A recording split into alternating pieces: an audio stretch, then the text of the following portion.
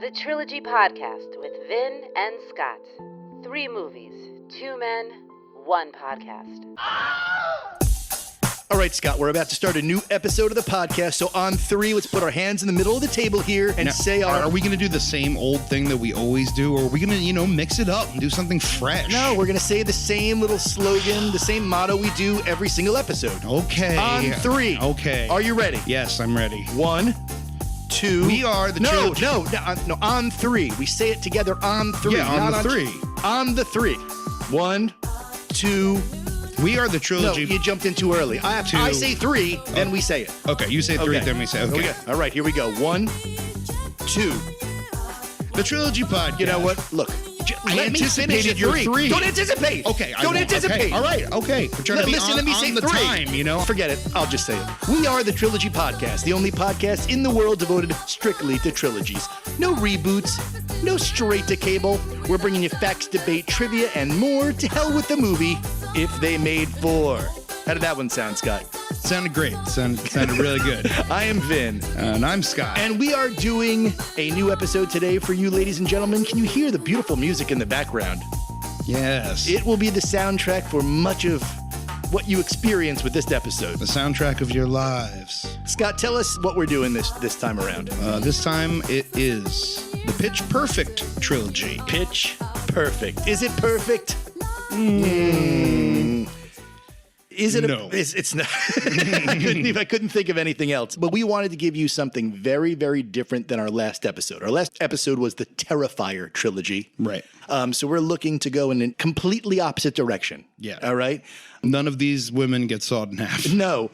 But I must say that in its own way, it's equally terrifying. Yeah. Depends on what your tolerance for gore is. Yeah.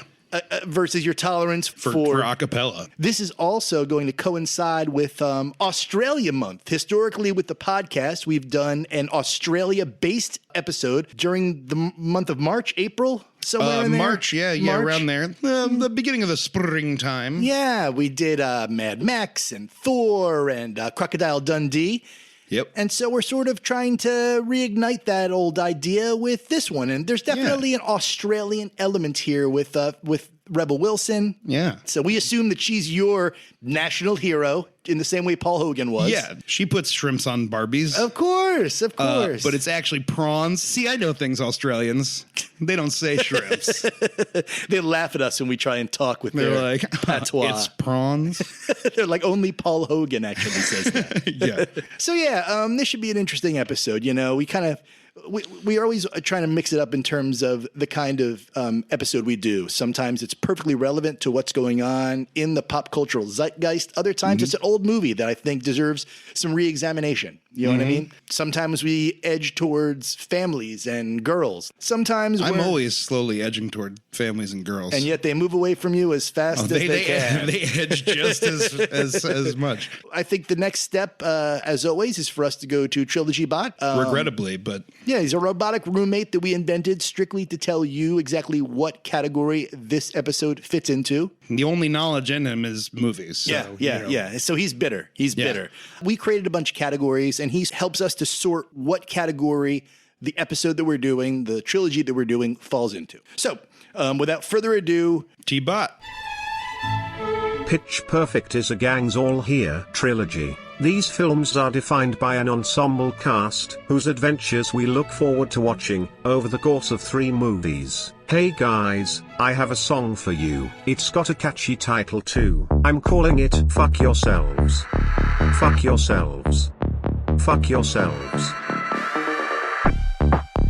Fuck yourselves. And there you have it. This is definitely a gangs all here trilogy. Indeed, it's a pure ensemble. The movie is directly about this. Yes. Okay? And in terms of gangs, I tell you, I'd rather encounter the Crips than this gang. Okay? I'd rather encounter them on the street than these people. And since none of them are really good individually, they need to function together as a group for there to be anything on the screen at all in these films. I mean, you're making movies about a group activity. All right. Well, I guess it's probably time for us to do your plots. Oh, the plots. Yes, the plots are critical to these films, or else it's just a bunch of singing. Preparing for this moment. Thank God. Let me, all right. I just need a second here. Just me, ma, ma, me, ma, ma, mo. Where'd you get that? Internet. Scott's Plots. He tells you the plots. His name is Scott. You'll learn a lot when you listen to Scott's Plots. Yes, he'll take you to the top. Yes, the top of the world. And we'll twirl into a swirl of Scott's Plots. Then Finn comes in, It's he got says stuff, plots and it doing plots his and stuff, and then Scott's- he's got to say stuff, then stuff is said, and then stuff is said, and then Finn comes out, and that is it. Hey! Please just continue. All right. I feel ashamed. So this is Scott's Plots. What we do here is give you a bare bones description of the films and the happenings that happen. For those of you who don't recall what happens in the film, it's been a while for you, or you've never seen the films and you just want to hear us talk about it, then you're covered there as well. So we'll start it off, of course, with the first film, which is Pitch Perfect. 2012. After embarrassing themselves at a national competition, two co-heads of a girls' college a cappella group are searching for new members. And after holding auditions, they recruit their team, including a girl who wants to be a record producer and an overweight woman. Anna Kendrick enters the scene. Instantly unlikable. Instantly someone you don't want to get to know. Yeah. Too cool for school, so to speak, which is Yeah. odd because all these movies, everyone is sort of enthusiastic in their nerdiness. And that's the point of the movies. Right. And it's the point of college nowadays. Dorkiness, especially at the college level, is embraced because you can put every single person into a different collegiate category. Yeah. And they function in their little dork groups, and they're perfectly happy there. Yeah, the lesson is always be true to yourself, basically, in these movies, you know? And meanwhile, her hobby is the lamest. Oh, you're a good DJ? Well, wow, you mix other people's music? Yeah. Fuck off. Yeah. How is that the cooler thing I feel to do? I feel like the rest of the movies really just keep telling you don't really have any talent. She's the most amazing person at taking two songs and overlapping them. Right. Whoopee. Yeah. I mean, she's limited, obviously. But she as we walks around find the out. campus like her shit just doesn't stink at all. Like, Yeah, who like- are these people? Assholes like you. You have a free education I know. provided by your dad, and you're just acting like an asshole. And they play it like he's the heavy. He's like, you got to give real life a chance. And she's like, I Right. just want to go to California and be a DJ. You don't understand me, Dad. And he's like, You might want to learn something first. Maybe about DJing even, or music. Or anything. Anything. haven't you heard my laptop? I have a little piano inside my laptop. Did you hear it? The blonde co-head of the group wants to stick to the same old routine, while the girl who wants to be a record producer encourages them to try new arrangements, causing tension within the group. And we get to a point here where it's really bad nerds versus the good nerds. The boy a cappella group, they're the bad nerds. Right. The good nerds are the girls. Right. And we just get a sense of all the rituals that go along with this club, basically. Yeah, yeah. So many rituals. Like they're a sorority or or a secret society. But they do, like, for example, they have the hazing ritual. Oh, in the yeah. dark room. Yeah, yeah. And, like, Hollywood has really never been able to figure out like college hazing in movies. It's nothing like what hazing really is. Right. The school doesn't devote this much time and energy, even extracurricularly, Yeah. to this group, does it? No, I don't Is think there so. a football team at this school? Are there classes at these schools? I don't know. Yeah. We don't see much of that. It's just an a Just a cappella school. lot of singing. Lot of singing. Later, they attend a regional a cappella competition where they place second thanks to the overweight woman's theatrics during her solo.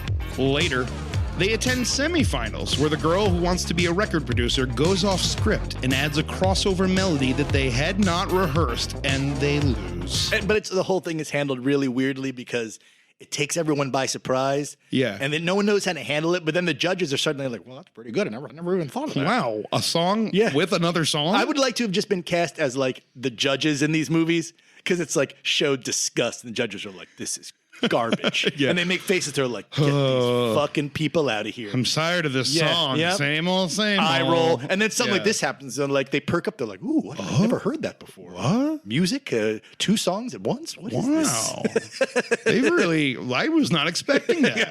I know. Threw me for a loop there. The blonde co-head yells at the girl who wants to be a record producer, and the girl who wants to be a record producer quits. Later, After finding out one of the winning groups had a ringer in high school, they are disqualified, and the girls' college a cappella group is accepted to the finals. We should probably mention right in this part here that the Anna Kendrick character has her own little story going on with one of the boy a cappella guys who's also a freshman. Yes. Okay. And the gimmick is that, like, they're together, but they're not together, and they have a sort of on-off relationship. Yeah, she seems uninterested. He's obviously, like, in love with her, and she's just like... He's like, I love movies, and she's like, you idiot. Movies are terrible. I've never watched a movie in my life. She's like, everybody knew that Darth Vader was the father. Vader is German for father. And it's like, well, we're all fucking assholes. Only you knew, Anna Kendrick. Oh, I guess we're fucking morons then. Except that he hadn't written that yet. Exactly. That wasn't the twist of the movie. And how about father doesn't necessarily mean his father? Sure. He's a dark father. Sure. You know what I mean? Yeah. Like, she's like, you're all so dumb. How could you? What's so good about Star Wars? Yeah. What's so good about DJing, cunt? Yeah. What are you talking There's about? no possible way you could have watched the introduction of Darth Vader's character, which is what, him entering Princess Leia's ship. You haven't even really met Luke yet. Right. Would you go like, oh, he's obviously Luke's father. Who's Luke? Yeah. She's the only level-headed person on Earth. The only level-headed person in college. Everyone else is just an asshole to her. Yeah. But she knows the right way. Yeah. Like, everything she does in all three of these movies is reluctant. She reluctantly does this next thing. She's too cool for it, but all right, I'll go along and do it. The whole thing is just because her parents got a divorce or something, right? Like, that's why she's just like bummed because... And her father's like, look, I'm just trying to be like a good father. And she's like, Dad. Fuck you. Free education. Shove it up your ass. Okay. The conflict with her father and that guy, like during that point of the movie where they break the window or whatever, the kid comes up and he's like, you all right? She's like, get out of my face. Yeah. Why are you always here? And it's like, what? Especially later. I mean, when she gets kicked, when she quits and gets kicked out, it's crazy. Like, he just walks up. He just hears his name that somebody's referring to, like they're in a relationship, and he's like, I just want to clear it up. We're not. And she's like, oh my God, go away. Exactly. And he's like rightfully fucking stunned. Of like, course. What the fuck did I do? Yeah. Like, the girl who wants to be a record producer comes back and apologizes, and the group decides to change up the routine for the finals, and they win. Look, Scott, at the end of the day, this is a type movie, meaning everyone is a type. So I thought of it in a lot of ways as a combination between Police Academy and, like, Mean Girls. Right. Like, these are two movies I think that it sort of channels in its creation. We don't know these girls save for one characteristic about each of them. Right. So one of them is gay. One of them speaks quietly. Police Academy. Right. One of them is very sexual. That's all we know about. There's nothing else except for Anna Kendrick. We don't know anything about anyone else. Yeah. Did it have its funny moments? Sure, it did. Yeah. But, like, it felt unpolished. The movie felt like plenty of things didn't work, and they kind of threw them in the movie anyway. Yeah. So it felt like a lot of reshoots. Yeah, the premise was new, even if the presentation was a combination of other movies, like I said, right? Yeah. And I do like the idea of glamorizing something dorky, okay? It reminds me of something like Best in Show, especially with the announcers, too.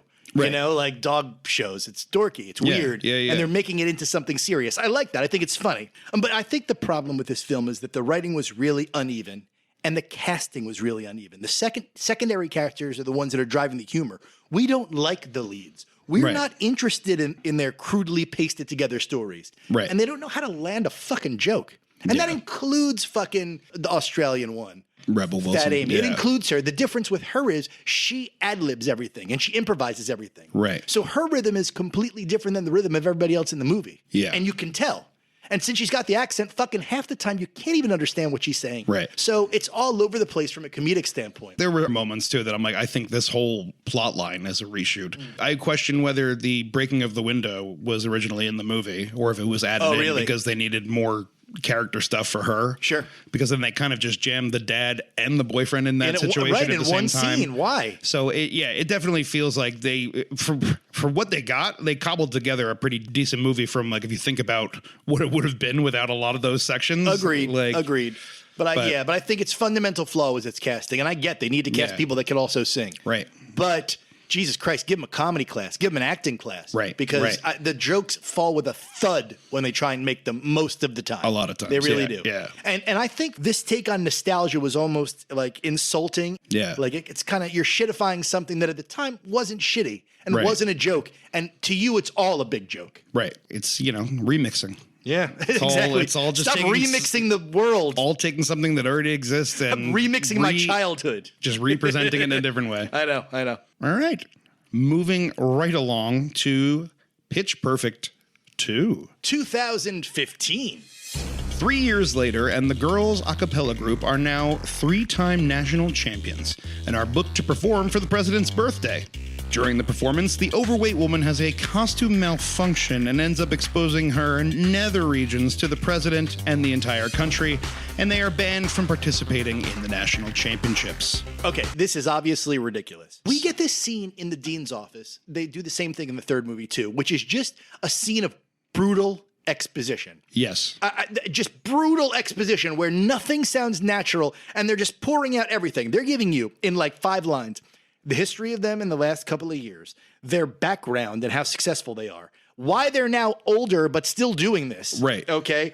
Who the villains are going to be and the setup of the entire plot with respect to the competition. I mean, in fucking 3-minute scene. Right. Every character in one room just feeding us what the movie's it's like going to be. The whole girl group is there, the two of them, and then like the dean who says nothing essentially is there too. It's and, brutal. I'm kind of glad that they didn't pretend it was just the next year because they're already too old to be playing for sure. college students. For sure. So a few years later, they're going to age out of it very quickly.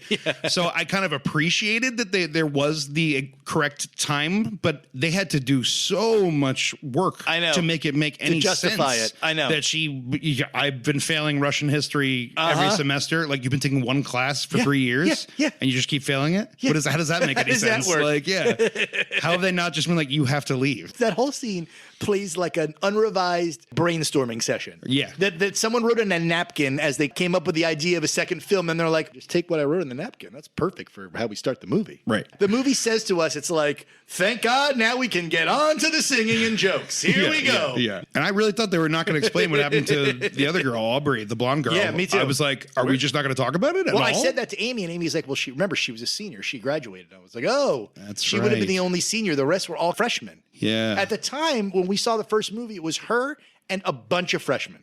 So 3 years have passed, and they're all seniors now, and she's gone. So yeah, that's the whole movie. That's the exposition of the whole film right there. A 3-minute scene in the first 1 minute of the movie. Yeah. That didn't make sense. Whatever. Okay, that's how it felt. That's how it felt. Time moved faster in that scene. It just did. I looked up and It's not possible. Suddenly I was no longer clean shaven. I had grown a full beard. I did the Kessel run in 12 parsecs. You don't even have to do the plots, Scott, because frankly, every single movie is like setup, party, riff off, competition, crisis, final competition, ending. You mean singing, Right. singing. It reminds me of how they do Marvel movies where they set up the stunts first and then they usually write around. Oh, is that what they do? They build the movie around the They stunts? previs all that shit No and shit. do everything first. Yeah. Okay. So then knowing kind of what they want before a script is written. So it's kind of like that where they were like, all right, well, they have to sing here and here. Right. How do we get them How do we there? get them from A to B? Right. Sure. However, the girl who wants to be a record producer makes a deal that if they are able to win the world championship, they can be reinstated. That doesn't make sense to me. Reinstated to what? To be able to compete in the national championships? It's ridiculous. It's not, I mean, it's one thing if they should have just like taken their crown. They're basically like, the world fucking hates you now. We're going to take everything we can from you. You're nothing. They're like, what about if we get back into the world champ? Well, in that case, you can in win that again. unlikely circumstance. It's impossible that you'll win the world, but sure. Go ahead. Yeah. They also start this thing with Elizabeth Banks and John Michael Higgins' character that they hate them. Yeah. And I feel like they didn't really hate them the first movie. They just, they were heavily critical of They them. were justifiably critical of their old ass and maybe routine. over the top, that's what they're there for. And then suddenly in the rest of the films, they just hate them until the end when they suddenly love them. Yeah. Which, okay. We I guess. Excuse it because they're funny, the two of them, so whatever. They can sell it. They say the Shakespeare comedies is like a happy ending for everybody except like the villain, and the villain usually like gets arrested or dies or something like that, unless they come around. So if you don't have the character come around, then they have to get some sort of punishment. Of course, being the villain, like. But there really is no villain to any of these movies. Not really. Acapella is the villain. Singing is the villain. Our ears are the villain, and how the victims, how they channel bad music into our heads. Yes. Stop working, ears. Damn you. Stop it, damn it. Meanwhile, a new girl whose mom was also part of the girls' college acapella group joins the acapella group. Meanwhile, well, I mean, I guess you're all going to graduate next year. You haven't thought about us for 3 years, and now you're getting a new member. Even the audience is surprised. We're like, oh, yeah. 3 years passed, and we haven't seen any new members, so exactly. Might as well get one. Suddenly, Peggy Bundy is bringing in her daughter.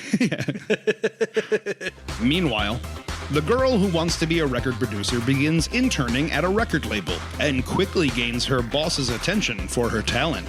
Later, at a practice performance for the World Championship, the girls' a cappella group, in an attempt to beat their stiffest competition, the Germans, add pyrotechnics to their set, but end up almost burning the place down. The girls' a cappella group then go to a retreat run by the former blonde co-head of the group in an attempt to strengthen their group bond. And after doing ropes courses and admitting their fears to each other about the future and losing each other, they find common ground. These are montage movies in that the movies are chock full of 100%. 7 montages of things happening just to pass the time and to kind of sell the film. Yeah. So if it isn't montages of them singing, it's montages of them training. It's montages of them of all doing one thing, partying together. Right. They get to this retreat and it's like, here's a musical montage of them fucking around on the ropes course, falling down a water slide. Which is usually nonstop. the sign that the footage they shot wasn't funny enough to have sound. So they were probably like, fuck around on the ropes courses. Right. We'll keep the funniest stuff we can find, or, Someone told like their own. Hollywood that since it worked for Rocky, the underdog, it'll work for the underdog in every film. Right. And it doesn't. It's a way of them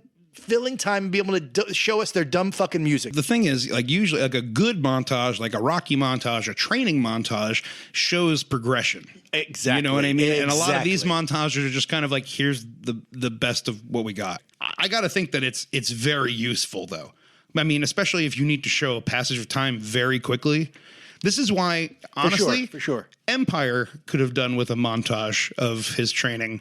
Because we got like 2 scenes of his training, and forever. Is that not just always a discussion of how long is Empire? Yeah, you're right. It's a good point. So what we have here is a type movie combined with a montage movie.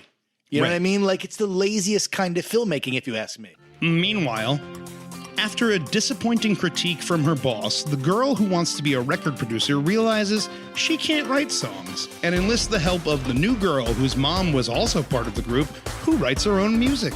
Jesus. And on top of that, the other relationship thing or the other plot thing is that Fat Amy gets together with Bumper. Yeah. It's cute at first. Okay. Yeah. It doesn't end. It keeps going and going and going. And you're like, oh, we get it. Yeah. She's fat. It's hard to row a boat. Well, okay. The girls' a cappella group graduates from college and head to Europe for the World Championships, where they perform an original song by the new girl whose mom was also in the group, and they win the World Championship. Yeah, that's what happens. And they pack on that ending with every person that's ever been in the movie, every woman that's ever existed, It's like when Marvel had all the ladies show up in Endgame. Exactly. It's exactly what happened. And they're girls like, get it done. Don't ignore the girls. Well, maybe if that was ever thematically anything in the movie, maybe that would have hit harder. Yeah, and how about it's fucking a cappella? Who the fuck do you think is watching this? It's all women. Right. All women singing it. Right. All women watching that's it. What I mean. Like, but that's a for great women anyway. That's a great female-oriented storyline. It'll have a whole thing where the new girl, Haley Steinfeld, has some issue with her mom or something. Right. Have some thing there where at the end she brings her back, and it's sort of a genderize it from the start. A mom, a generational grandmother, mother. Instead, it just feels tacked on. Yeah. Because guess what? In the evil German group, it's all chock full of women too. Yeah. It's not like only men are dominating this. Yeah, there are worse movies out there. I will say, I was kind of like, it was still a relief from Terrifier to be like, I'm chuckling. Agreed. Like it's not a slog to get Listen, through. I liked this second one better than any of the Big Fat Greek Wedding movies. Oh yeah. Yeah. I like this second one. I thought of those movies a lot too. Me too, because they're girl oriented, Right. They're for women. Yeah, and so are these. This is sort of, rather than being family oriented, it's sort of found family oriented. Good point. Listen, at the end of the day, this wound up being a pretty good film, all things considered. Right. I still think that the leads of this movie are dull as shit and still can't land a joke. I think that Johnny Carson said it best talking about Chevy Chase when he said he couldn't ad-lib a fart in a bean eating contest. And that's how this feels. Yeah. Keegan-Michael Key. David Cross. The Pentatonics, the evil German group. They're fucking great with the guy that... Flula. He's funny. He's funny. Funny guy. The two announcers, all funny. It really did kind of make this movie, more than the first one, feel much more like a straight comedy and not like a genre comedy, if that makes sense. Yeah. Not aimed towards college age and teen girls. Like it felt more like Dodgeball. Yeah, to me, more a of a little bit, well-rounded because comedy. you had like the evil, Agreed. The bad guy and all that and all the silliness. But yeah, it felt more like a your standard comedy. Where Keegan is funny at moments, but like for the most part, he's acting. Yeah. He's playing a role. Right. You know what I mean? Comedy is a matter of sort of beats and rhythms. Exactly. And these girls can't follow the beat and the rhythm of the scene. Right. And you can see the difference between them and the real actors, the supporting actors who were able to do that. Right. Right? Somebody like Rebel Wilson. Either they should all be doing their lines in an improvisational way like her, or they should have directed Rebel instead of let her just do whatever she wants. For all you know, they did, and none of their improv was any good. Yeah, I know. All right. Let's wrap it up then with Pitch Perfect 3. 2017. 3 years later, the girls from the college a cappella group have all moved on to jobs they hate and decide to get back together to sing as a group on tour at military bases with other bands and a famous DJ who will select a group to open for them at the end of the tour. And we know this in the first 1 minute because they have another exposition scene. Yes. Instantly, in their apartment, we know their roommates, where everybody went, what everyone's conflict is, why they're having a problem, where they're going, why they're doing it. The one girl's like, yeah, my father's in the military. The USO will just accept us. Okay. Yeah. And they get there and they're like, and it's a competition too. They even allude to like how stupid it is because the girl's like, I told you it was a competition. Like, right. Yeah. That's why, like, through much of this movie, I was confused as to whether this was a spoof of the first two movies. Right. Which would have made it better. Right. I mean, we've seen it heightened to that level, like, right? Like, the best example I think is like Gremlins 2. Gremlins 2 is a straight spoof of the first Gremlins movie and is brilliant. Joe Dante didn't want to do a second one, and they were like, "You're doing a second one." He's like, "Well, I'm going to make fun of it." All right, like I'm going to make it a fucking goofy, because I'm sure they were like, "We got to drop the rating too." Yeah, and no make doubt. it more accessible. That's what we talked about this with. Like, I was thinking of Major League. Yeah, Major League 2 is the prime example of that, of a movie written in protest almost. For sure. Is commenting on the fact that they had to make the movie. Like, For sure. So yeah, so again, that was a big struggle I had in watching this. Was like, am I watching something that I'm supposed to be taking seriously? Right. And sadly, as it goes on, I think I am. Yeah, to a level, I guess. I know, but yeah, we get that big exposition scene. While on tour, the girls' a cappella group crashes a party at the famous DJ's suite, where the girl who wants to be a record producer meets the famous DJ's record producer and creates a mix using the DJ's beat and equipment. That's one of just, again, many just set pieces of crazy things happening. That's the thing, is because they're kind of weirdos, they're dorks, but like, they're not like crazy, terrible people. But then for some reason, when they're all in like a enclosed space at a party, they act like assholes. A tragedy happens. Yeah. They're like, we don't know what to do here. We're all together. Yeah. Burn the whole building down. Just be normal. Yeah. Oh, I was surprised by something. Let me use my whole body to react. Yes. Like, what are you doing? What the fuck are you doing? I mean, they even allude to it in that scene. They're like, DJ Khaled's got these bees for fresh honey. And they're like, well, we know something bad is going to happen here. There can't be bees in this scene. Yeah. And nothing happened with them. 5 seconds later, you're like, well, here come the bees. Most women are much more put together than this. I agree. I think you're doing a disservice. But these are girls, because we don't even know till the end that they've decided they're going to wind up becoming women. They're seriously, they're like we're still silly girls. Right. It takes to the end of this movie for them to be like, well, we should probably grow the fuck up. Later, because of the mix that she made, the famous DJ asked the girl who wants to be a record producer to open for him without the rest of the girls' a cappella group. Meanwhile, The overweight woman runs into her estranged father, and they begin to rekindle the relationship. Before the overweight woman discovers her father is just trying to get her money left for her by her mother. The overweight woman refuses, but her father then kidnaps the entire girls' a cappella group to force the overweight woman to hand over the money. This happens in 20 seconds. Rebel Wilson turns down her father. You're totally trying to get my money from the Caymans. And he walks away. Fucking 10 seconds elapses. She hasn't even gone back to her apartment and yet. the henchman's like, come with me, girls. I'm going to take you somewhere. And we're like, Lithgow's henchman was ready and waiting to kidnap everyone? They were across from the restaurant already waiting. Lithgow's is like, she's going to discover that I'm a piece of shit. Yeah. Be ready to kidnap all the girls. I'm not very good at keeping up the facade. You knew immediately as soon as that guy walked up, like, oh, this has to be Lithgow getting involved. But I was like in disbelief. No, this has got to be something else. Maybe throw in a scene in between those two things happening. Yeah. Don't make it the same scene. Yeah. Because if you do, it's Have a scene with Lithgow. Have Lithgow leave and be like, look, guys, she didn't go along with our story.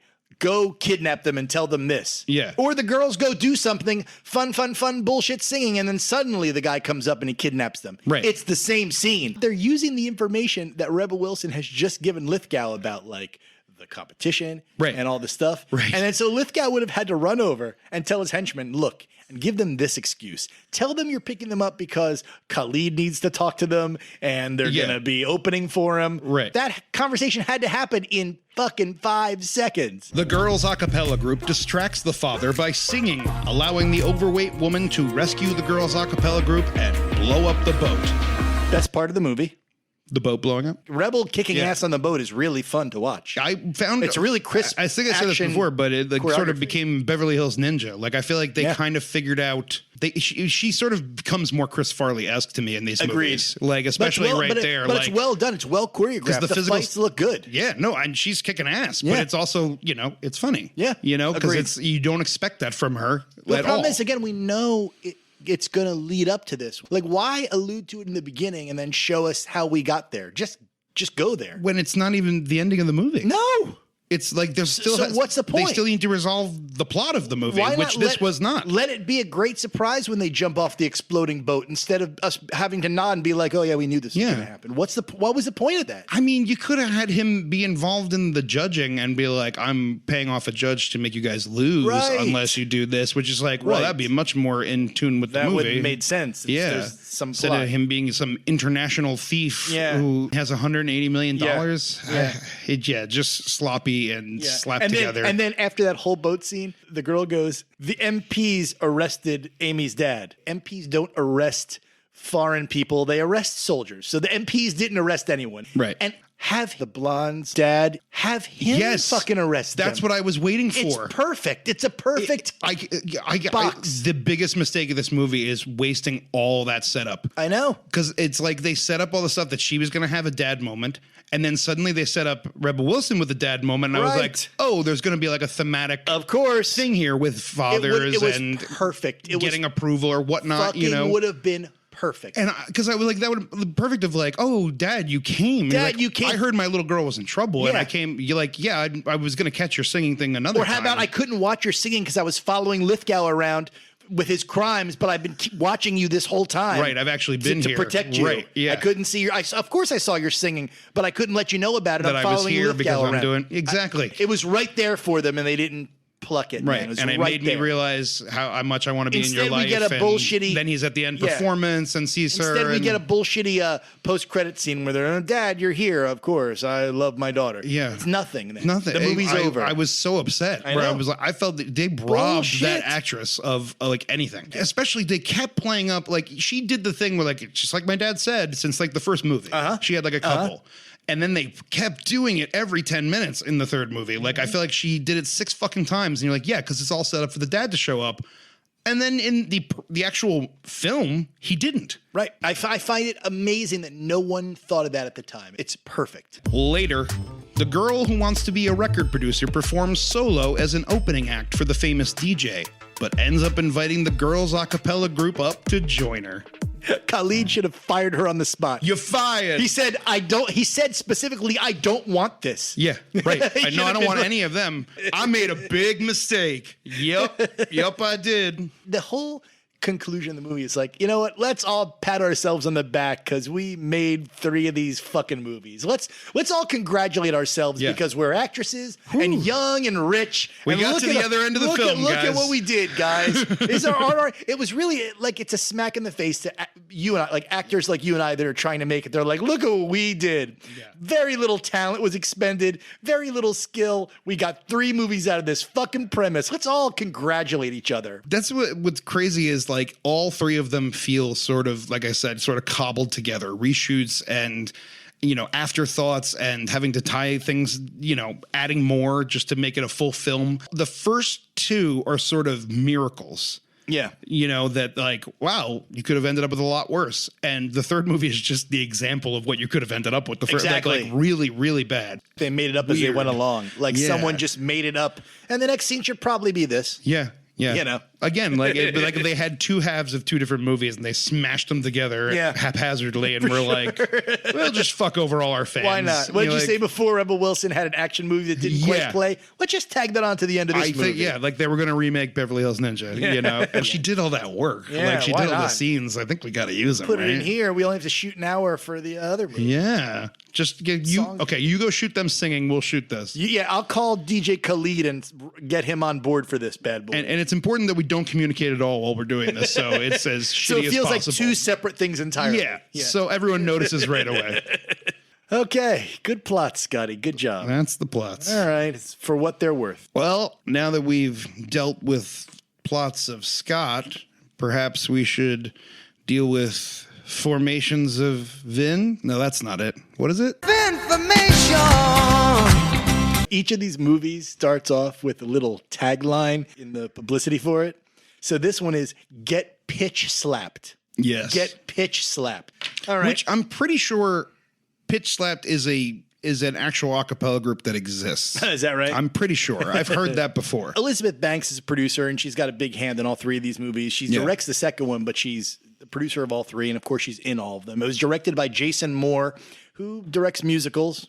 No surprise there. He doesn't have an ear for dialogue, as we can see. But look, music is different than dialogue. It just is. Yep. So I'm not going to give him shit necessarily because the music parts work, I suppose, for what they are. It's based on a nonfiction book by the same name. It's called like Pitch Perfect, the making of an a cappella. Yeah, I was kind of shocked by it that it was based on a book. Yeah, and it covers collegiate a cappella to the point where like it talks about their singing and their groupies and their partying and their rivalries. And I thought of like you and I, like we were deeply entrenched in the theater world of our colleges. And there's no question, like I wouldn't go so far as to say groupies. We could have only been so lucky. Right. But like there were specific like theater parties, conflicts, rivalries. Like we lived in our own little atmosphere ourselves in college. Yeah, yeah. But in our world, in theater. You know what I mean? I'd say we were mostly like, you know, the 2 guys from Troublemakers. Yeah. The 2 guys of Troublemakers at the party where they're standing there and they're like, yeah, you know you want it. Look at me. A lot of gay guys and straight girls around here. Yeah, and I stood there and I was like... Nobody wants me. I was like, look at me. I was the lead in this play. And everyone's like... Great. What, do you want me to swoon over you because you're a great actor? Yeah. Yes. Doesn't work that way. Oh, yeah. Yeah, ladies, gather around. Ready for a show? Come on, baby Bubba. Wait in line. Yep. You want some of this? I know you do. Nice. They did do an a cappella boot camp for the first 2 movies. Yeah. A boot camp. And I don't really know what that means. The lead guy is Skylar Austin. And they cast him because they were looking for a John Cusack type. I mean, he's nothing like John Cusack in any respect. The roommate, Ben Platt, he originated the part of Evan Hansen. Right. But the movie was made for $17 million and did 115 worldwide, 65 million in the United States. It was a sleeper hit. I don't think anybody expected this movie to be as big as it was when it came out. It's a 3rd highest grossing musical comedy film after Pitch Perfect 2 and School of Rock. All right. Oh. Its opening week audience was 81% female.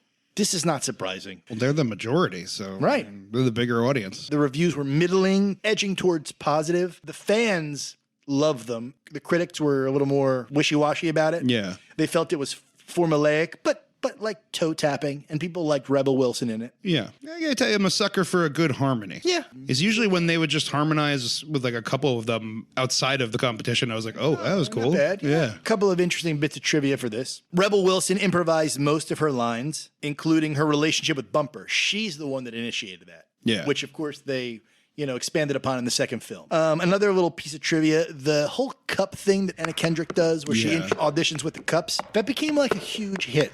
It became a huge thing. For her as an artist, she released a song called the Cup Song or whatever. Yeah. And it was a huge YouTube video too. Yeah. It was a big deal. There were girls doing it, I remember, at the time. With the cups. Yeah, with the cups and shit. I didn't know what it was or what it was from. Yeah. I vaguely knew, this is a movie. I'm like, oh, okay. What? The other piece of trivia that I wrote down is that this isn't the first time that Elizabeth Banks and Higgins John Michael Higgins worked together. They were both elves in Fred Claus.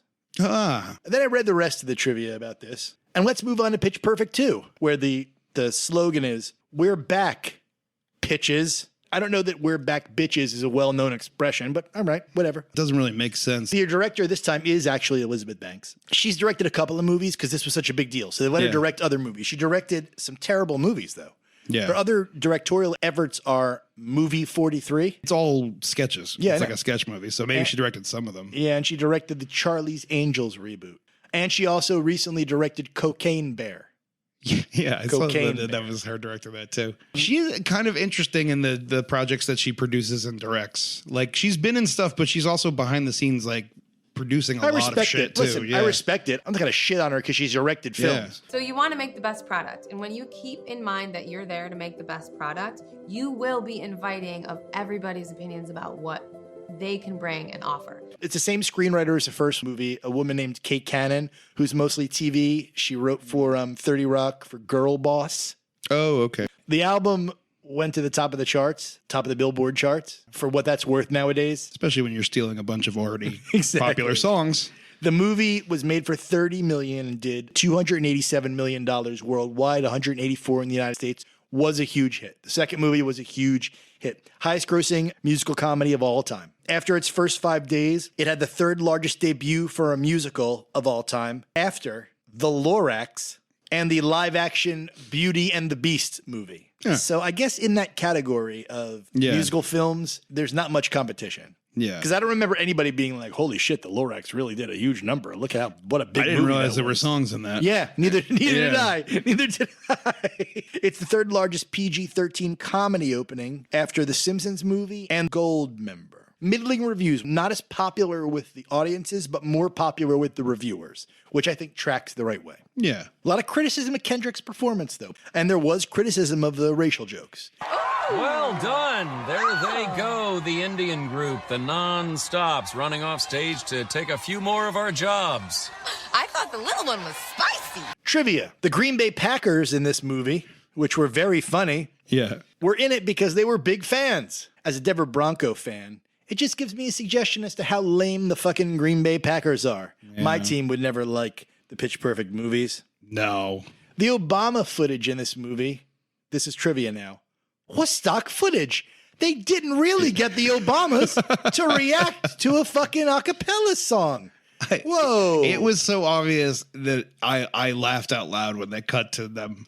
Yeah. They cut to them twice, and both times they did, I laughed my ass off because I'm like, it's so obvious it's stock footage. Like the color is different. It doesn't even match from a film perspective. Right. And finally, there's a couple of film spoofs in this one. Uh-huh. When Rebel Wilson walks across the street when she's wooing Adam and the car comes, she says, "I'm soloing here." Yeah. That's a spoof off of "I'm walking here." Oh, yeah. All right. Yeah. And I don't know if anyone noticed this. Amy didn't get it. But when the little Asian girl at the party pops her head up out of the pool and you just see her eyes, that's Apocalypse Now.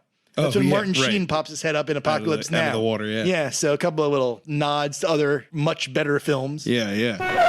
I'm walking here. Pitch Perfect 3. Last call, pitches. Is what they said there. Originally, Elizabeth Banks was going to direct again, but she had parental responsibilities, in quotes. I guess she had a kid. And so she exited. Sounds like it. Yeah, she exited halfway through or part of the way through. And they brought in someone named Trish Sy, a music video director. Kate Cannon was a screenwriter again. Mike fucking White came in to help with this screenplay. Mike White is a great screenwriter. School of Rock and he's also in the movie. Right. What the fuck? It's been a long time since School of Rock, Mike White. Yeah. This movie was made for $45 million, did $185 million, 109 in the United States. Big drop off. It was a Christmas opening. It finished third to The Last Jedi and Jumanji, Welcome to the Jungle. So that Christmas was chock full of sequels that nobody needed. Yeah. That nobody wanted. Yeah. You know what I mean? Like, that was the theme that Christmas. Yeah. Go to the movies and see another fucking version. You were all bad this year. Yeah, it got terrible reviews. People fucking hated this. One of the reviewers wrote, an offbeat comic premise has degenerated into crass commercialism. This also got a lot of heat because it was full of U.S. Army propaganda. They provided the basis for the movie, and they provided service members, and as a result, they provided script reviews so that the Army looked good. The thing is, this is not a new thing. Every time a film uses Army shit, they always look at the script to make sure the Army isn't made to look bad. Yeah. So the internet of today was like, I can't believe the U.S. Army did this. If you use their shit, they're not going to let you make the Army look stupid. That's the condition. That's always the condition. Yeah. Any invasion of the right of free expression is contrary to the fundamentals of American democracy and is justified only as a defensive measure when survival of the American way of life is in the balance. There's going to be a spin-off series that Elizabeth Banks is producing called Pitch Perfect K-Pop Idols. Oh, no. Check that out on your streaming provider when you get a chance. Oh, no. Here's a little trivia on this. DJ Khaled, his name is said 35 times in this movie, and he's known for yelling his own name. Yes. That was the bit of trivia. That was what the trivia said. He's known for yelling his own name. Yeah. DJ Khaled. The other bit of My trivia. favorite was the one in the movie where he just went, DJ Khaled, a.k.a. Billy. And you're like, what the fuck are you? And it was in the middle of a conversation he introduced Who himself. are you? I'm DJ Khaled, a.k.a. Billy. DJ Khaled, we the best. Who? We nigga. This is the other piece of trivia I wrote down. This is so funny. This is word for word what the trivia bit said. To prepare for the role, John Lithgow looked up various subjects about Australia. Well, they probably told him earlier in the day that he was in the movie. Lithgow was like, well, I better look up things about, koalas and kangaroos. I better I better use Wikipedia to familiarize myself with Australia before I take on this role. You hear other people, they're like, they go to a voice coach, a voice teacher. They really immerse themselves into the culture. Lithgow's like, I got to look it up somehow online real quick. Australia. Yeah. That's the trivia. Siri, look up Australia. That's all it was. That's all he did. And I'm sure Lithgow in this role took home $150,000 for this. Just for a paycheck. Lithgow got paid. Yeah. But I mean, Lithgow getting paid. That's the work he did. That's the work he did on this. I had not seen the films. I didn't even know what I had been offered here. And it all happened very fast. I got the offer, said yes, and my next phone call was to a dialect coach because I had to perfect my Australian accent almost immediately. All right, let's wrap up Vinformation by just talking about the actors a little bit. There are a lot of actors that were in all three films. So help me God, I'm going to go through them fast because you're not going to care, nor will the listener. No. All right? So look, you've got Anna Kendrick. All right. She played Becca. She's started on Broadway. Her big, huge role was Up in the Air, the George Clooney movie where she received an Academy Award nomination. She did a lot of work in Twilight, too. She was in all the Twilight movies. In addition to that, she's done Scott Pilgrim, a bunch of rom-coms, The Accountant, which is a Ben Affleck action flick. Yeah. And she's a Trilogy superstar. She does a voice in the Trolls trilogy. Oh. So you've also got the character of Aubrey, who's played by Anna Camp. Yes. She's going to be in the next Scream movie, Scream 7. Oh, boy. She's pretty much famous for True Blood. She was in that episode of The Office where she plays Pam's sister. Right. She's been in the Mindy Project, Kimmy Schmidt. Yeah. Same kind of universe. Yeah. The girl playing Chloe is Brittany Snow. She's been in The Pacifier. That was her first film. That's the Vin Diesel as a babysitter movie. Remake of Mr. Nanny. John Tucker Must Die. She's in the remake of Prom Night, the horror movie. And she's a Trilogy superstar. She is in the X trilogy. Oh. Rebel Wilson got huge in Bridesmaids, okay? And she's also does a voice in Ice Age. She's a Trilogy superstar because she's in Night at the Museum. She was originally going to be in Kung Fu Panda, right? The third one.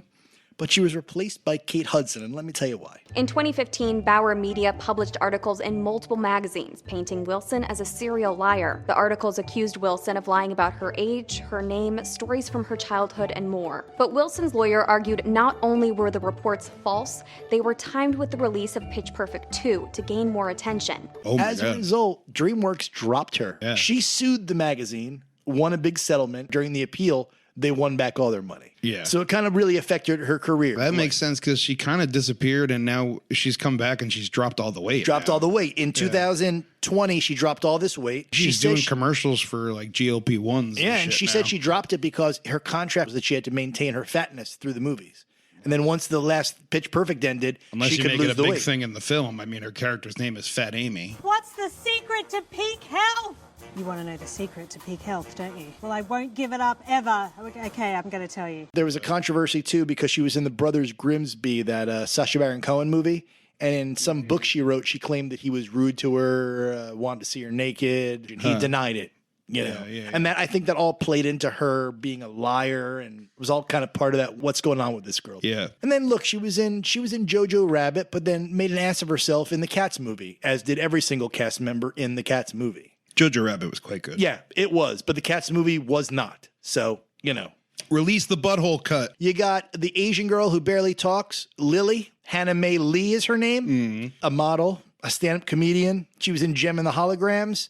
And she was in McGee's babysitter slasher films. You got Alexis Knapp. She's the sexy girl. She was in Couples Retreat. She was in the Percy Jackson film, the first one. And she gave birth to Ryan Felipe's daughter. In the third movie? No, just in life. Oh. I thought maybe that was maybe why the third movie. I don't know. Maybe she was actually pregnant. Felipe was off camera. We didn't see him. He's actually in the movie. See him yelling in the background of the FaceTime call. She's a girl. What's her name? Baby Fat Amy or Baby Fat Patricia? You can choose. No. Listen, I know I've always been your favorite. Shut that cunt's mouth or I'll come over there and start her head. The black lesbian, Esther Dean.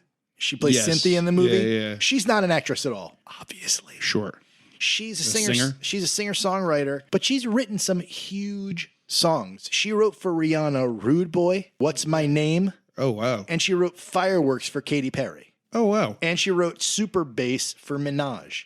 So, like, she's written fucking tremendously huge songs. You know what I mean? Jeez. She's also a Trilogy superstar. She, too, had some voicing in Trolls. Not a lick of acting ability. I am playing Leslie. She's awesome. She has so many capabilities and she uses all her assets. And she's just the friend of all friends. And I get to be friends again with my Bella, Anna Kendrick. So I'm excited. And so the last couple are going to be John Michael Higgins, who we both just discussed that we love already. Yes. Okay, he's great. Best in Show and Mighty Wind, where he did singing. And he's kind of in this world. Yeah. As well as The Breakup, where he actually is an a cappella singer. So he's, he's in this kind of a universe, right? Evan Almighty, Yes Men, Fred Claus, Bad Teacher, Couples Retreat, all the big comedies in the last, say, 20 years. You feel like he was in them, right? Yeah. So much TV, too. He seems to have been in every major show of the last 20 years. Always reliable. Just a pro. Their lawyer in Arrested Development. Exactly. He's rock solid. Well, I'm a professional. I'm serious, and I'm a professional. And the last one is going to be Elizabeth Banks. Elizabeth Banks is a Trilogy superstar for what trilogy, Scott? Oh, the Raimi, because she plays Betty Brant. Raimi Spider-Man trilogy. Yeah. Okay, she is the Trilogy superstar. I forgot. Yep. We talked about her when we did that trilogy. Yeah. All right, well, that's information. That's all you need to know about these movies. Do you need to know any more? I can't tell you. Probably not. I can give you another pun with the word pitch and bitch. Or jam an aka onto a word that doesn't support it. Do you even all. understand that at all? Oh my God. I didn't understand that part of the movie. That just became so fucking grating. Yeah, I didn't even get it. Aka awkward. Why don't we get into the breakdown, Scott? This is the part of the podcast where we talk about the little details, the little fun things we noticed in watching these films. Yes. All right, and this is Pitch Perfect. When I'm gone, you're gonna miss me when I'm gone. You're gonna miss me by my hair. You're gonna miss me everywhere. Oh, you're gonna miss me when I'm gone. We get to the beginning when they're moving into college and the roommate like shows off his nerd room and it's all Star Wars stuff. Yeah. Looked pretty cool to me. Yeah, seriously. Yeah. I mean, looked like my apartment. that does look like your apartment. The roommate's like, he's like shitting on him. He's like, yeah, okay, man. And I was like, I would love it if my roommate had an iota of creativity or something interesting about him my freshman year. Yeah, seriously. My freshman year, my roommate papered the walls with fucking posters of Reality Bites and Singles. And so what did I think naturally? You're gay. I put a Rocky poster on the wall, and I looked over at him, and he's putting a Reality Bites poster on the wall, and I was like, what have I gotten myself into? Do you know what? Whether you know it or not, you're on the inside track to Loserville, USA. Just like him. Yeah, I thought the puking was pretty funny. Anytime someone projectile vomits is funny in a movie. They're all dressed like flight attendants for some reason. Yeah, I don't get it. They don't really reference talk it, do about they? it. They don't. But you would think it would have something to do with like the song choice. Yeah, but I don't know what doesn't. that has to do with. Yeah, like I felt like it was supposed to be like a bygone thing from an old routine. Yeah, and it's not like you know Katie Seagal was like, yeah, I remember wearing flight attendant uniforms back in my day. Like I'm Judy, and I was born to fly. Judy, fly national.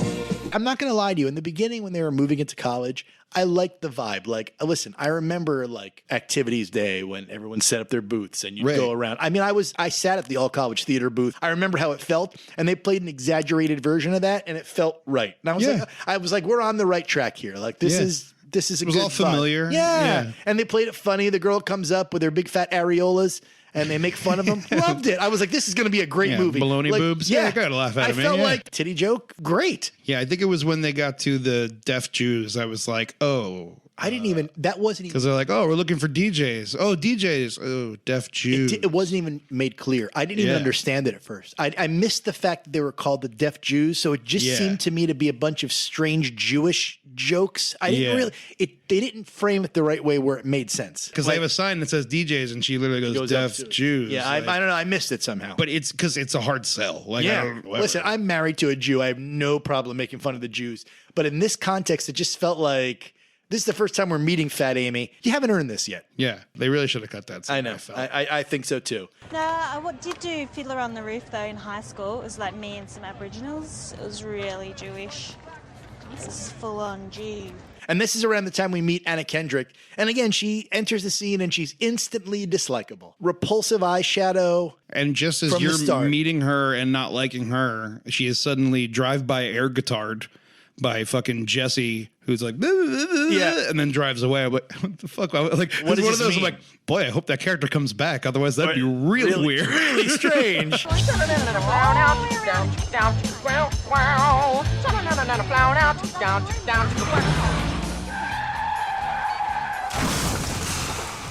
She goes and works at this campus radio station. Campus radio station. The guy who has like zero part in the movie decides just be handsome and have abs. Yeah, and He's got great abs. British accent. You know, he's on Peacemaker. Oh yeah, and he plays a character named Vigilante, and he might be the best fucking character in the show. No shit, like, that's Vigilante, and I'm like, he's not being funny at all. He's not doing anything. Anna Kendrick's like, I've got this memory stick of beats that I made. That's not what a college radio station is. They play real songs. It doesn't connect with what big you're round doing. things you guys are organizing. We use those. They're called records. Yeah, we play songs here. Why would I listen to your fucking beat? That's the thing is, in a weird way, as like uncharming, like and unendearing she is, it's purely because she doesn't know what the fuck she's talking about. Right. Like she's got all this passion and wants to do it, but she's doing it in all the wrong ways. Exactly. So what's your deal? You one of those girls who's all dark and mysterious, and she takes off her glasses and that amazingly scary ear spike, and you realize that, you know, she was beautiful the whole time? I don't wear glasses. And you're halfway there. It's around this time where we get to the whole Breakfast Club thing. The guy is like, I've got to see the end of the Breakfast Club. He hands her his laptop. And it's just the last 1 minute of the movie. Right. Just watching fucking the guy walk across the football field and raise his fist. And you're shocked when she has no interest. Well, because she's I have no Right. context. You to need the what context this of is. the movie. Yeah, of course. It means nothing if you just watch the ending. What I don't understand is why he didn't play her just the song. Yeah. Right? Like to be like, this is it's one of my Check out favorite this song, endings. and they use like, it it's as an just such a ending. great ending. And I know. I always love this song because it reminds me of this great ending. And it wouldn't have been as weird. Like I like the idea of other people to hear the music and see the movies that I watched when I was growing up. But don't treat it like it's a plot point for this garbage. I love there's a part where she's talking to her dad. He says to her, if at the end of the year you still want to go off to LA and be P. Diddy. And I was like, well, that aged poorly. That didn't go well. And if she wants to go and be P. Diddy, then she must be stopped. Please stop her. Please stay in college. Stay where you are. Why you tap me, backstab me, break the faith, fall from grace, tell me lies, time flies, close your eyes, come with me. During that Southeast Regionals competition where they wearing their same airline gear and everything, who were these announcers talking to? Yeah. During this scene, you can't see a microphone and they're not wearing headphones. Who are they talking to? Yeah. What's going on Who here? are those people? Yeah. Who are they talking to me? Who are you broadcasting to? And also in this Southeast Regionals competition, the first time you see Fat Amy moving all around, I've seen big girls that aren't that clunky when they move. When she's in these scenes, she looks like a fucking Godzilla stomping the fucking city. You had said Animal House earlier, and I think Yeah. she really is like, she's a John Belushi type. Because even when he did bits, they sort of stopped the movie too. But I think the Oaf, difference you is know, with Belushi, his physicality and was he cleaner. seems Yeah. to move fast when he's running around Yeah. during the food fight or climbing up the ladder. He seems Right. to be graceful. She has no grace. Well, because I think her physical comedy is much more sloppy and loose and Exactly. fall down and I Pratt agree. falls, whereas Belushi used it very specifically. It wasn't all over the place. The movie was about the most animalistic fraternity house on campus, and I guess you could see there that Belushi stood supreme among the animals. So randomly, there's the older a cappella group. Yeah.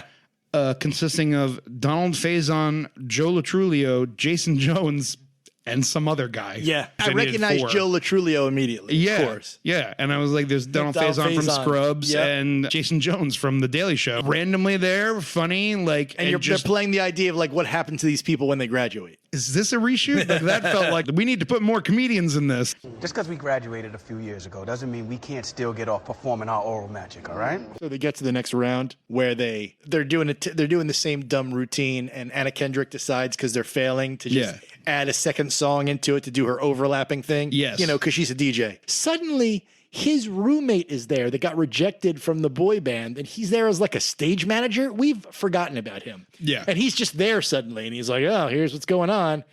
How did you get here? Yeah. What are you even doing here?" Yeah, they feel like they're desperately trying to keep I him know. involved in the movie. I know. What Like, are you doing here? And the reality is, no Yeah. one would have tolerated Aubrey this long. It takes a big brawl in vomit for them to be like, you know what? Yeah, we should go another direction. Yeah, we should not be covered in vomit. Yeah, but that brawl is like, it's like callbacks galore during that brawl. Again, just people positioned in strange ways. I don't even know. It's a fake fight. After that brawl, they come up with a big plan where they're like, we're going to combine songs into one big song. And no one's ever done this before. It's called a medley. It's happened 8 times in the movie. And they do it like in a couple of minor places. That's the problem with all the movies is like you see them sing so much and they're good every time. So I failed to see any progress by neither the do end, I. right? Like it's just they chose different songs that just suited them better. Wow, you really, really spiced this up because, Don't You Forget About Me is so much cooler than Ace of Base. Right. It's an older song. Right. Why would that be the thing that's much cooler and progressive than what they were doing? That was the whole thing, right? Yeah. Is that they like, oh, these songs are old and, You just did a song that's fucking six years older than that song. Yeah. What are you talking about? They did like the entire song. Yeah. When they go to the audience and you see him with the Judd Nelson fist in the air, don't pretend like the audience has seen Breakfast Club and knows what this reference fucking means. Yeah. Because you know what? They didn't pause the movie to go watch the Breakfast Club the way fucking Anna Kendrick did so she could understand what it means. Right. So when it happens in the movie, no one knows what that is. We have no idea. It just looks ridiculous. They're on the Black Panther party all of a sudden.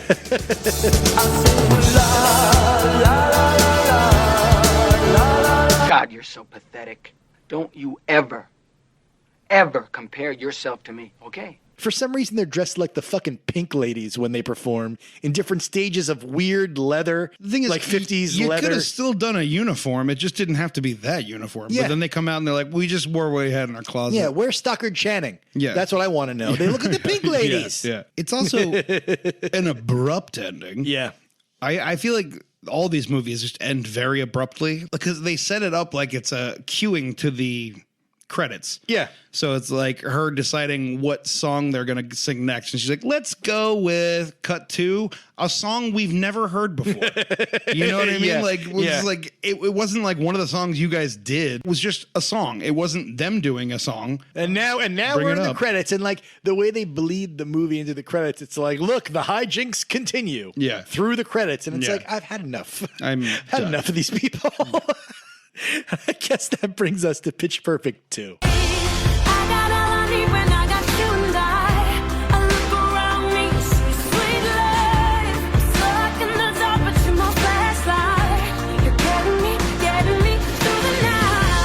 They're performing early on at the Kennedy Center. I think you mean the Donald Trump John F. Kennedy Center. You jumped my line. That's exactly what I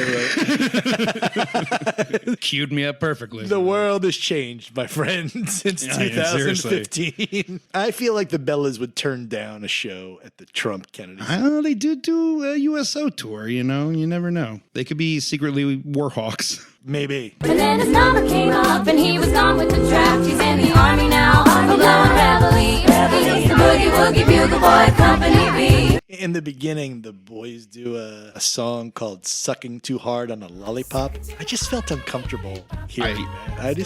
I didn't know. I've never heard this real song.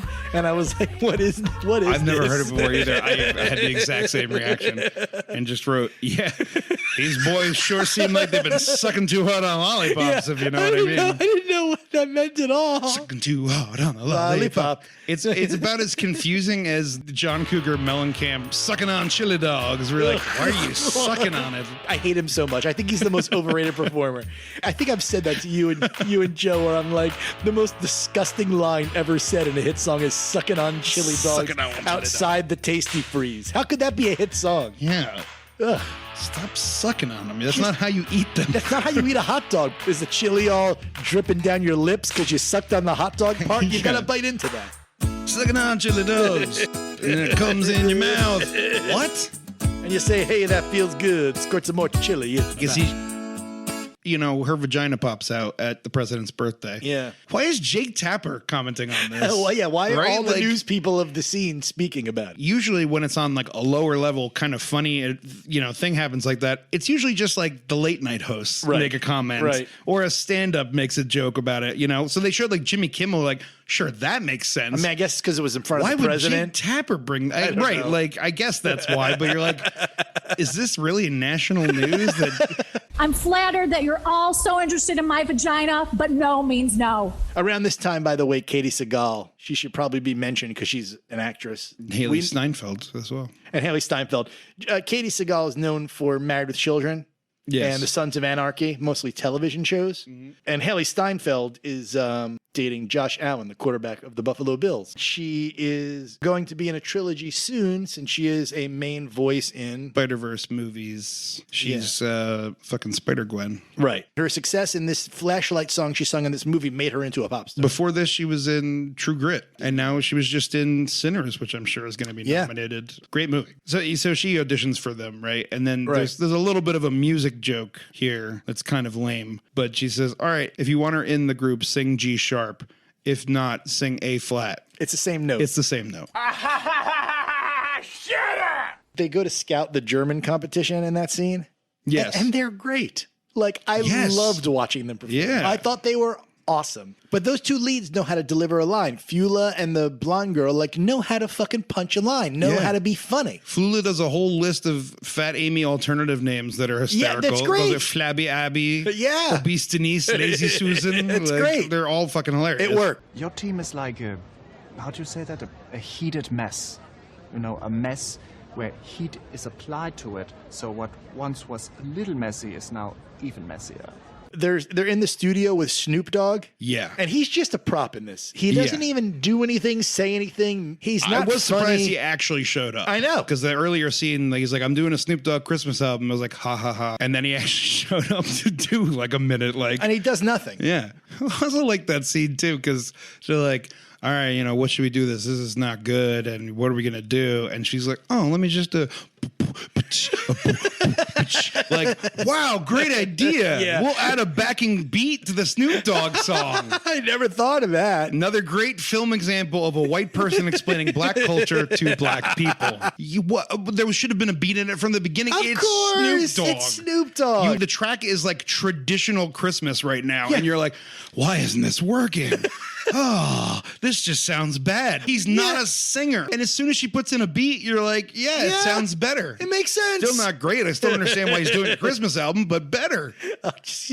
Anna Kendrick has no charisma in this movie at all. No charisma at all. Hear the jingle bells? It must be stuffed crushed cheese. Trust me, I keep it popping like the hot jerk chicken that I got in my stocking.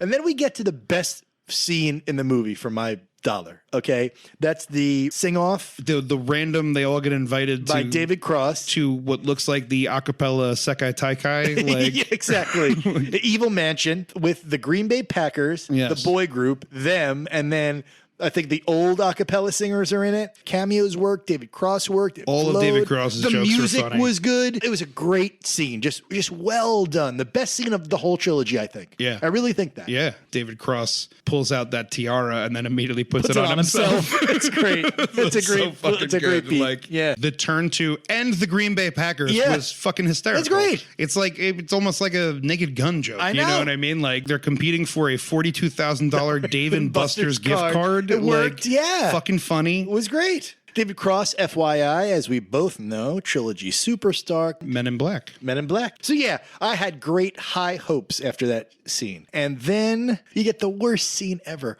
where Bumper and Fat Amy sets up a whole meal for her. And like, I wrote down like Bumper and Fat Amy do acting because that's what it feels like. Two people just hurling lines at each other with no sense of how to make the scene work. Like, it's like they're acting for the first time. Yeah. I'm a fucking acting teacher. So if I notice something is acting, you're doing something very bad. No one directed them in this scene on how to make it work. I was like, fuck, we're back to this shit again after this great 10 minutes of the movie was fucking awesome. I know. I don't want to see these two idiots again. What are the guys even doing in this movie? They have no part to play in this movie at all. No. Honestly, they don't really have a part to play in the first movie. Bumper, come on, you can't be serious. I can't be tied down by anything. I'm on a walkabout. I'm a free-range pony. They can't be tamed. They roll into the retreat. The blonde returns and no one cares. They do it incredibly... Given Troop Beverly Hills vibes. Yeah, for sure. Then they're sitting at the campfire, which, again, they do in the third movie, too. Yeah. Where they all sit around and talk about their lives. And one of them actually says, maybe I don't have anything to say. Really? We fucking know. Yeah. We can see you have nothing to say. They're saying what's in the audience's it's Anna head. Kendrick when she realized she can't write songs. Right. Which I was like, is kind of a big drawback. Yeah. If you're, I mean, not if you want to be a record producer, which was you always wanted to be. But the dialogue shouldn't reflect what we're thinking as film goers. Yeah. Then they're like, we finally found our sound. And then a minute later, you're like, your sound's exactly the same. Yeah. Yeah. It just doesn't make any sense. It's not like, you know, Bad News Bears where they're all really bad and then they progressively start to get a little bit better. Right. Even though they don't win, you know, they have their moment. Yeah. And then you don't get to see them be bad. They're all good singers. That's why they're in the group. From the beginning. Yeah.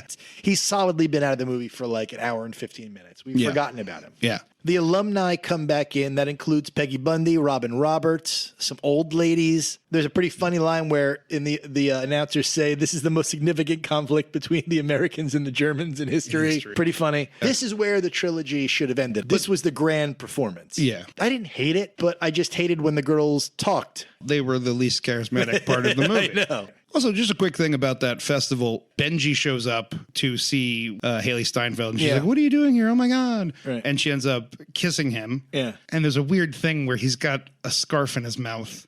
because he's doing magic. He was just talking. When did he put that in his mouth? These movies aren't dorky enough. Why don't we put a guy doing magic in them? But we'll make you feel bad for not liking not liking magic. Yeah. It's totally reasonable not to like an amateur doing magic. So he goes, he kisses her, right? And then they have this whole journey scene of them singing what presumably would look like days. Yeah. Wow, the first part of that festival where they sang Journey for 2 days was kind of boring, but the end was good. It's night the whole time.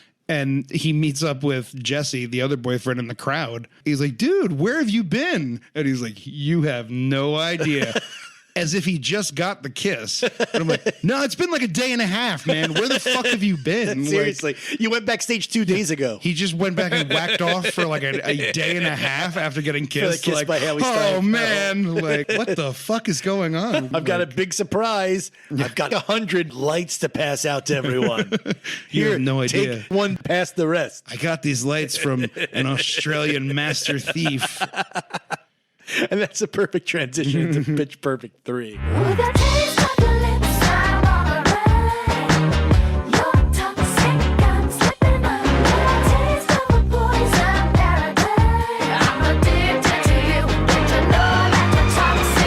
Their plot construct has them going overseas for this USO show, which they got with no problem at all because of her father. Right. Based on barely a character. Based on a drunken bar conversation they had, they're set up with the USO. Instantly. Why haven't we been doing this earlier? Why did we spend 3 years doing jobs we didn't like? I know. I like when they get there, though, when they're first at the base, the 2 soldiers walk out and they turn and they like play the sexy music when the 2 soldiers are walking out. Like they're these like hunky guys. And I was like, that's weird to me because that's just 2 guys. Just like really they're just 2 normal guys. I know. Like it's not like they're rippling, you know. No. Like it's, you know what I mean? You're right. It's just 2 guys. Just 2 dudes just walked up and they're like, bang, bang, bang, and I'm like, this seems so forced. I'm like, they don't look sexy at all. I mean, no offense to them. When they make jokes about fucking Chris Hemsworth in Thor, like, oh my god, you're like, I get it. He's a muscular guy. Yeah. It makes sense. These are just average-looking men. Yes. And we forget about the black one immediately. It feels like he's not even an actor in the movie. He's like, they told me to stand here. Are we done? Yeah. I'm out of here.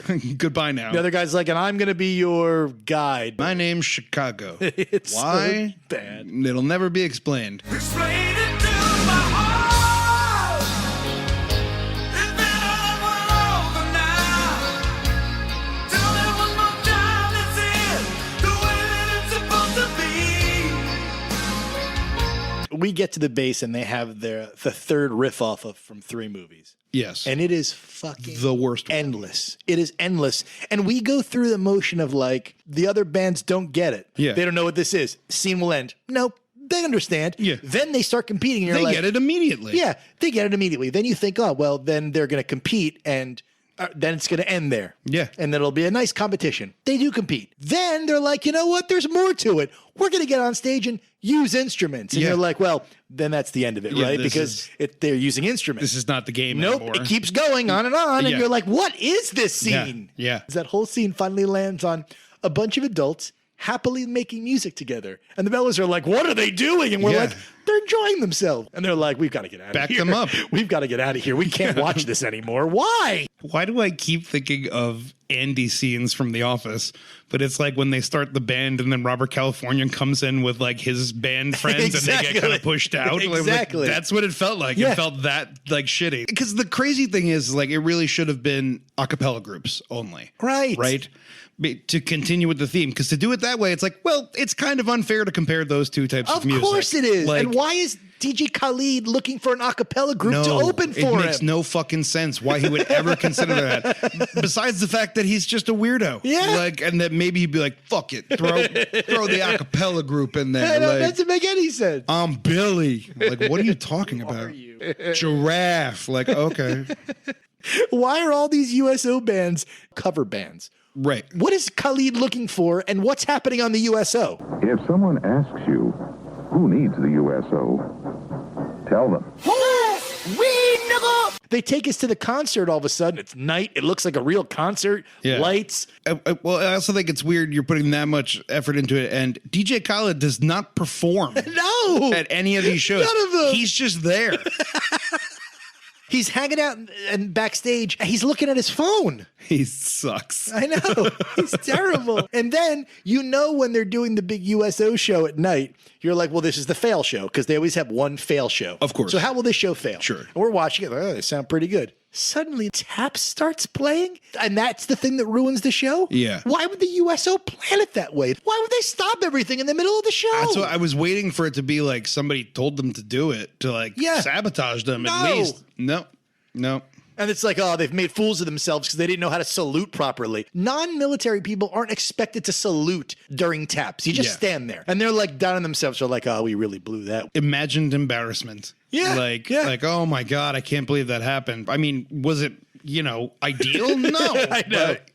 I turned to Amy and I was like, I wish a bomb had gone off. I wish that Trump... They were just attacked on the base and they all had to go. I wish that Trump was attacking Spain during this scene. The paella was cold. I had to do it. I didn't like it. Not good. And boy, what a shock that a bunch of male soldiers would enjoy a fucking all-girl band named Evermoist. Yeah, I'm stunned by that fucking revelation. Like, I know it's a gag name and everything, but Jesus Christ. There's a scene at one point where they keep saying it, like, we're ever moist. And then it's not just one of them, multiple of them say ever moist, like, and say it in a creepy way where I'm like, all right, now you're having too much fun with it. Yeah, okay? you're making me feel uncomfortable. Yeah. You're making me uncomfortable. I want you to leave. That's not what you want. What? This is around the time that we are introduced to John Lithgow as Rebel Wilson's father. Well, he's a Trilogy superstar, actually, because he does a voice in the Rugrats movie. But we know him from movies like Footloose, from Harry and the Hendersons, Cliffhanger, the TV show Third Rock from the Sun. He did a big stretch in the 90s where he was like the favorite villain of Hollywood. Yeah. The dude's a serious actor. And he's a kind of actor that weirdly speaks in that, they call it a mid-Atlantic accent, I think, that old actory way of speaking. His Australian accent is fucking horrifying. Yeah. I'd like to think that he took an afternoon. Oh, I might. Perfect. Can you sing Chicago? No, in the Australian accent. And I think it's really him singing that song, by the way. Yeah. I think it's not terrible, but it's stupid. Everybody needs a little time away. I heard her say from each other. After the tragedy at the party, DJ Khaled's party, they cut to them like all outside with their luggage and stuff. Right. They're going home. And then he's like, all right, get on the bus. Let's go on the tour. And it was like, I'm very confused what the movie is trying to tell me. Why wasn't this a problem? Right. And you've got that brilliant Rebel Wilson ad lib here in this scene where she starts laughing at someone. That turns to coughing. Then she spits and turns and says she forgot what everybody was saying. That's the ad lib. Yeah. And that was what was kept in the movie. Yeah. And it's a perfect example of like, don't let Rebel Wilson do whatever she wants. Yeah. Suddenly they show us a montage of them having successful shows throughout Europe. Yeah. No problems. Yeah. And they're beloved again. Yeah, I love there's a scene like right around this where they're at like one of the hotels. All the Bellas walk out behind the Evermoist band laying down the pool. And they're maybe like 4 feet behind them going like, yeah, well, they didn't even congratulate us when they got off stage. We can hear you. Yeah. We're right here. This is the south of France. Everyone is wearing a bikini except Anna Kendrick, who's wearing a sweater with bejeweled lapels on it. Yeah. Why are you wearing a sweater? Everyone's sitting by the pool. And then this is the part of the movie, Scott, where DJ Khaled reveals that he wants Anna Kendrick instead of the band. Yes. Khaled is a fucking idiot. Okay. Yeah. It seems that he was happily able to memorize his lines. I'm watching him thinking of his lines. Yeah. And he's shouting them out into the air. But the way they come out is it's like he's a mentally impaired man. The intonation and the stress of them, they're just kind of all over the place. It's like fucking Tracy Morgan's character on 30 Rock. Yeah. Doing a scene like. He's like, now listen. Yeah. I need what I think is a person. Yeah. Pick a fucking lane of it's insanity. Fucking intonation. The whole scene felt like to me, like he would say a line and then the other guy would be like, what DJ Khaled means is like they could not get him to say all of the lines. I so feel had like him say someone sat one. with him for like the day before and they're like, DJ, this is your big scene. Right. You've got 4 or Gotta nail 5 this. sentences. let's really work on this. Just be excited. He's like, I could be excited. I'm always excited. Yeah, Cappuccino. Yeah, just saying words. The thing of the guy translating for him, it just seems so much like she's talking to Jabba the Hutt. Like when 3PO is like, His great Lord Jabba would like to know if you would like to open for him. Becca gets offered the gig by herself based on a 5-minute beat developed during a fire with the bees flying around her. We're watching her come up with it. It's maybe 3 minutes of her fucking around. And DJ's like, open up for me. Yeah. Open up. What do you mean open up for you? First of all, what do you do? Like, I'm not even sure what you do, DJ Khalid. I'm doing DJ. a whole tour where at the end of the tour, I'm going to pick somebody to open for me for one show. And I will be there the whole tour. Becca, it's time to go to the next level. I see it. I'm DJ Khaled, a.k.a. Billy. To be fair, though, that fighting on the ship was great by Fat Amy. And did you notice that one of her distractions was to put a movie on? Smokey and the Bandit 2. That's right, Scott. Yeah. That was not Smokey the Bandit, but that was Smokey and the Bandit 2 with the elephant. She's talking about the elephant. That's right. Yeah. And I was like, and weirdly paralleling her thing, and I'm like, that's kind of fucked up, of guys. all the movies to put on as a distraction movie, somebody was like, let's go with Smokey and the Bandit 2. Yeah, I really felt like that scene was written for you and I to see to just find and talk about for our podcast. Oh, sure. I really do, since we've done Smokey and the Bandit before. They knew. Doc, there's something we haven't told you about this patient of yours. She's not the normal size patient. She's Big. big. Big, it don't make no difference. I'm just going to pump and dump. Ooh, oh. Remember the hypocritical.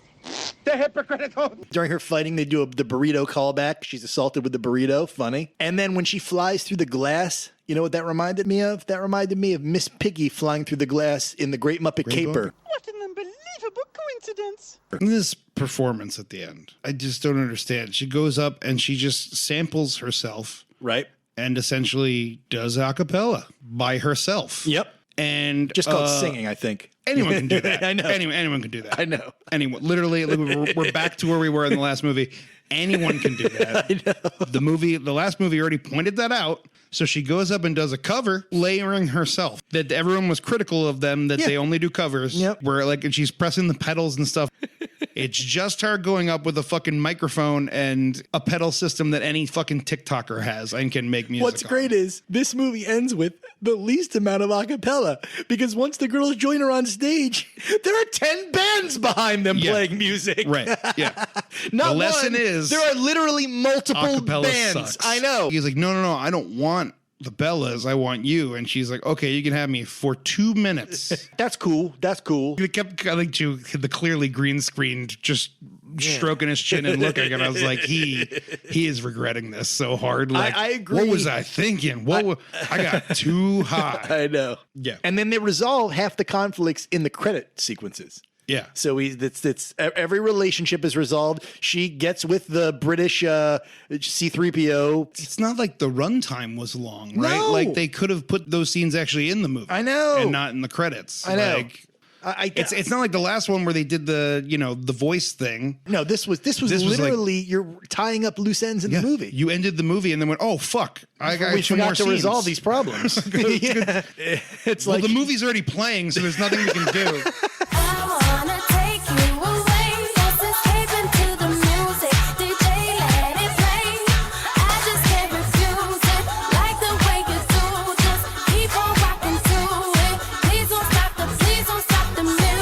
You know, this is going to be an interesting one for Phil that I think will involve some of his musical skills. Yeah, he feels a bit of a crooner. Yeah, he you know? likes to pretend to sing. Yeah, I'm excited to listen to this one. Yeah, me too. Hey, folks. Phil here, your field correspondent for the Trilogy podcast. The Pitch Perfect trilogy has me nostalgic for my college a cappella days. So I thought this would be an ideal time to finally confront my old all-Italian-American barbershop quartet, Bada Sing. They threw me out of the group to instead become a barbershop trio, the fools. I'm standing outside Il Voce Vita, the a cappella conference put on by the Association of A Cappella for American Italians, including opera and others, or AO. Anyway, Bada Sing will be performing, and I'm going to march right in and challenge him to a showdown. Wish me luck. Wow, all the big Italian-American a cappella groups are here. Espresso yourself? Pennies from heaven? Wapapella! Well, there they are. Here we go. Hey, fellas. Remember me? Well, look who it is, boys. Is that Phil? We got a lot of boys coming back here. If you think that took a lot of balls, wait until you see how many balls I have when I challenge you three to a showdown. Really? You think you can take us? I know I can. Hey, boys, are we game? Your funeral. They don't stand a chance. Let's do this, boys. Good luck trying to out-sing the three of us. Singing? Oh, I think you've misunderstood. I was thinking more of a classic showdown. You don't want to do a riff-off? No. You see, my friends, it seems you've brought a pitch pipe to a gunfight. No. Eat lead, you piece of shit. Dad, take that, you bastard. Fuck you fucking assholes. Oh, wow. I feel so much better. Thanks, Pitch Perfect. Until next time, this is Phil Casal signing off. Open fire! Oh, what? Oh, no!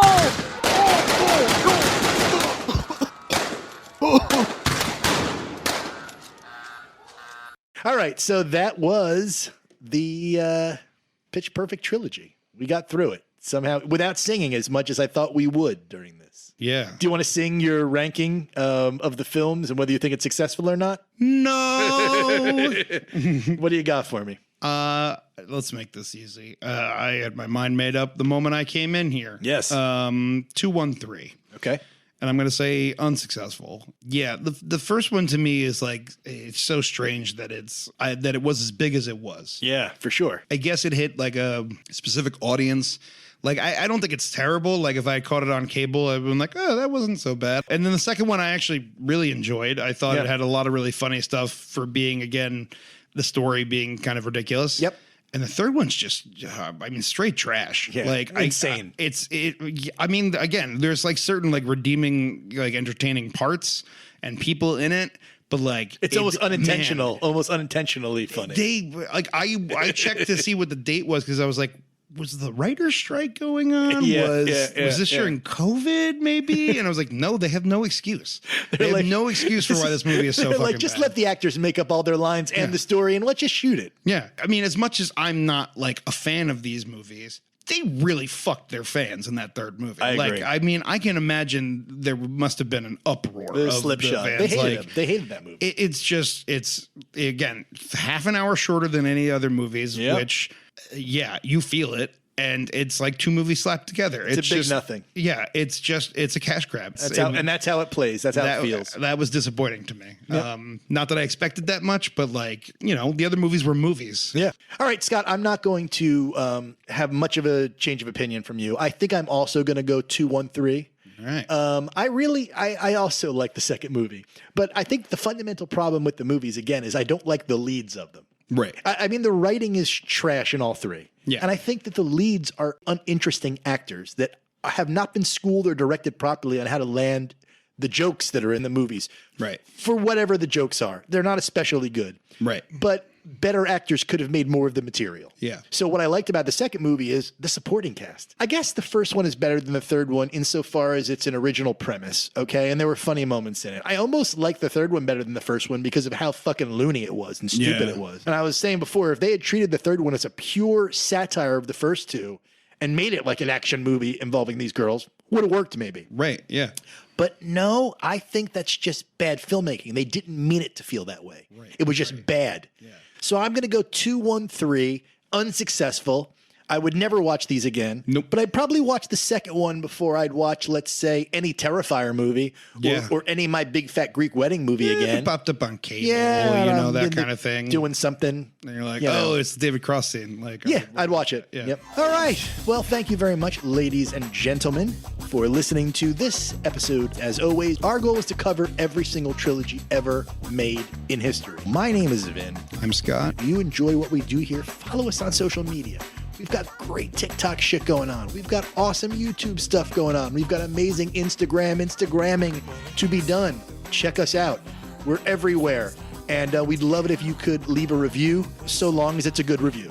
Yeah. If you don't like us and you've come this far, it's a little strange. I would think you'd turn it off by now. Yeah. But there's no reason to denigrate us on social media. Why would that be? Why would you do that? I know, that'd be mean, right? What's the matter with you? Stupid asshole. Fucking asshole. What the fuck are you thinking? You're a dick. Unbelievable. Do you want to sing us out, Scotty? Yeah, let's get into harmony here. Okay, ready? Good. Hands in. Hands in. 1, 2.